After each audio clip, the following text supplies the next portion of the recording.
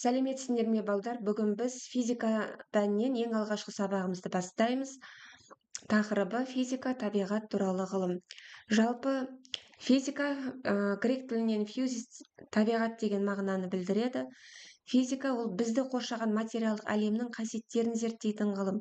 Мына біз дамып жатқан техниканың барлығын негізін қалаушы және де табиғаттағы сыры, яғни терең, заңдылығы терең құбылысты зерттейтін дәл осы физикалық құбылыстар болып табылады, балдар.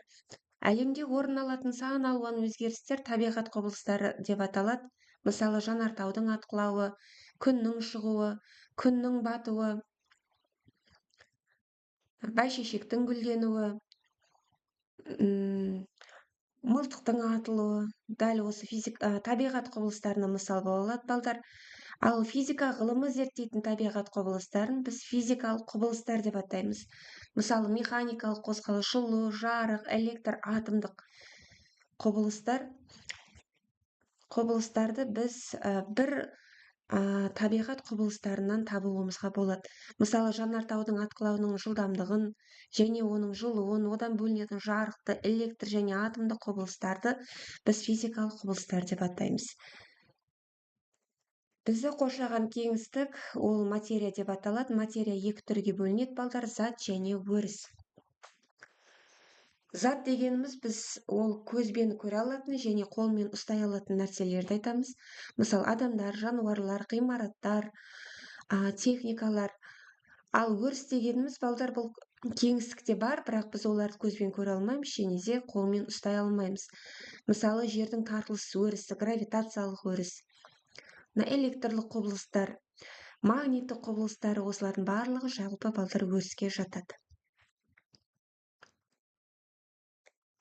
Жалпы физикалық ұғымдар, балдар, бұл екіге бөлінеді: физикалық шамалар және де физикалық өлшем бірліктер.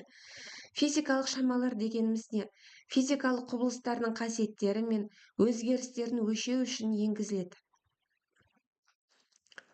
Жалпы мысалға келтіретін болсақ, ұшақтың массасын, ондағы бөлінетін күш, ұзындық, көлем деген сияқты шамалар, оларды біз, балдар, латын, грек алфавиттерімен белгілейміз. Мысалға, массаны М әрпімен, күшті F әрпімен, ұзындықты L, көлемді, балдар, V әрпімен өлшейміз.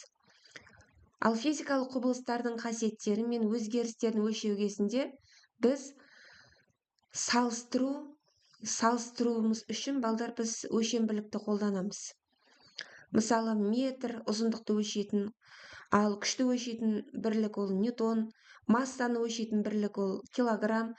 Оларды біз қазақша қысқартылған әріптермен жазамыз. Мына жерде, балдар, ұзындықты метрді қысқаша кіші М әрпімен, мына жерде қате кеттік, үлкен М деп. Ал күшті үлкен Н әрпімен, килограммды КГ, ұзындықты КМ, сантиметрді СМ әріптермен қысқартылған түрде жазамыз, балдар. Жалпы физикалық шамалар екіге бөлінеді. Бұлар векторлық және скалярлық. Векторлық дегеніміз ол сан мәнмен және бағытымен сипатталатын шамаларды айтамыз. Ал скалярлық дегеніміз тек сан мәнмен ғана сипатталатын шамаларды айтамыз, балдар. Енді векторлыққа мысалы қандай мысалдар келтіруімізге болады? Жылдамдық, күш, үдеу, төбесіне стрелкалармен белгілейміз: күш, үдеу, орын ауыстыру. Дәл осы шамаларды векторлық шамалар деп айтуымызға болады. Мысалы, күшті стрелкасымен жазу үшін оны модульге аламыз. Ал модульден шыққан кезде оның стрелкасы да жазылмайды, төбесіндегі, балдар, бағыты да жазылмайды. Мысалы, F тең 5 ньютон деп жазуымызға болады.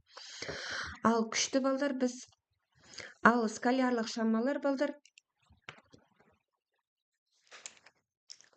масса, ұзындық, көлем, тығыздықты жатқызуымызға болады. Мысалы, судың тығыздығы бұл 1000 килограмм бөлінген метр куб. Ал мысалы, мына тастың массасы 5 килограмм дейтін болсақ, бұларды бақыт жоқ, тек қана салмақ болғандықтан бұларды біз скалярлық шамаға кіргіземіз балдар. Жалпы өлшем бірліктер бұл екіге бөлінеді, негізгі және қосымша. Негізгі өлшем бірліктерге балдар бұл метр, секунд, килограмм, кельвин, моль, ампер, кандела. Дәл осы 7 өлшем бірлікті балдар біз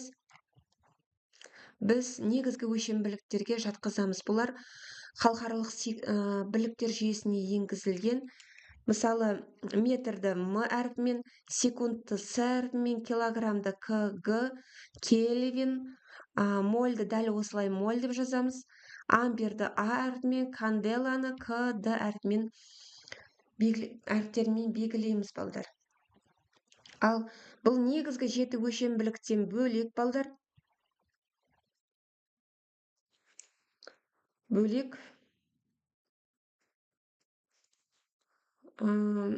өлшемдіктердің барлығын балдар біз қосымша өлшем бірліктерге жатқызамыз. Мысалы, жылдамдықтың өлшем бірлігі метр бөлінген секунд. Өделдің өлшем бірлігі метр бөлінген секунд квадрат. Күштің өлшем бірлігі балдар ньютон. Ол МА формуласынан шыққан, яғни килограмм көбейтілген метр бөлінген секунд квадрат. Кернеуліктің өлшем бірлігі балдар вольт бөлінген метр. Бұл да дәл осындай кернеу мен ара қашықтықтың формуласынан шыққан. Жалпы балдар жалпы ұзындықты, массаны дәл анықтау үшін дәл осы балдар физикалық шамаларды қолданылады.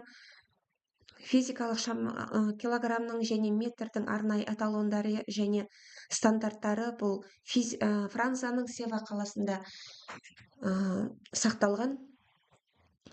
Арнайы жаңағы салмақты өлшеу бюросында сақталған балдар, ал олардың көшірмелері бүкіл әлемнің зертханаларына таратылған.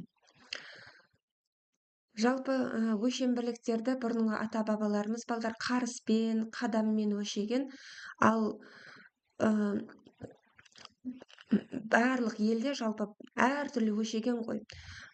Дәл осы өлшем бірліктерді бірыңғай етіп өлшеу үшін арнайы осы өлшем бірліктер бекітілген. Осымен бүгінгі біздің сабағымыз аяқталады.